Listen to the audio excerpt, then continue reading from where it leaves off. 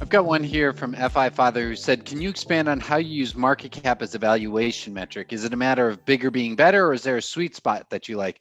So yeah, I mean, basically what you need to do is kind of spend some time in an industry to get an idea for how big companies can get. So when Netflix made the pivot to becoming a streaming company and having their own content, then valuing them on par with where a Blockbuster might have been 10 years earlier didn't make sense anymore because they were making their own content.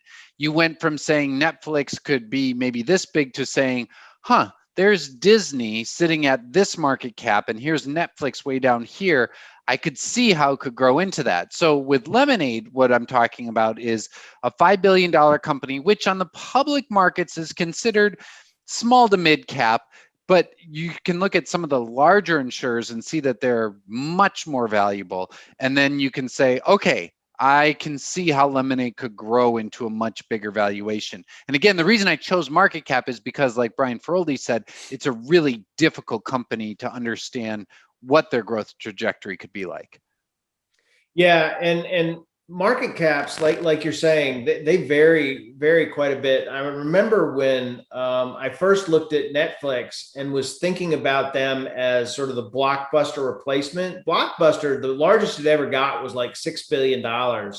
And Netflix has far and away eclipsed that today. And certainly comparisons to Disney and other content studios, as well as streaming services.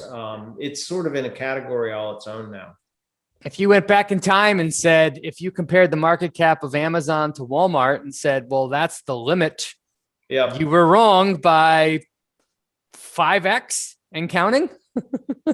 I think that looking at that is tremendously helpful. Just realizing that it's not a one-for-one thing. Lemonade's a $5 billion company. I looked up like Progressive Insurance. I realized it's not a one-to-one competitor, but that's a $55 billion company, for example. So if do you think Lemonade could be as successful as Progressive is, with obviously an entirely different business model? Is it out of the question to think that Lemonade, if it's super successful, could be as big as Progressive is today? If you think the answer there is yes, then it could 10x from today, for example. My favorite is when I find a company that meets all of my criteria and it's tiny. Like, that's like my favorite. Like, if it's under $500 million, for example, you're like, wow, this thing could 10x and still be smaller than Lemonade is today. Like, that's my favorite. Yeah.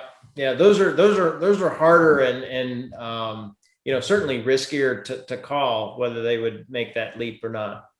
We got a question here about Coinbase, for example, and if we're gonna talk about that. So Coinbase just came public today, and if Yahoo is correct, which I don't think it is, but I think it's roughly correct, the market cap today is $86 billion. Wow. Yeah. So what do you compare that to? Well, Charles Schwab is 127. So it's basically today as big as Charles Schwab is. Is that a one-for-one comparison? I don't know. I mean, in theory, Coinbase could have customers globally, right? And is Charles Schwab more restricted? Well, I don't know. Like Intercontinental Exchange, which owns a ton of global markets, including the New York Stock Exchange, is just 66 billion. Yes, Coinbase is bigger than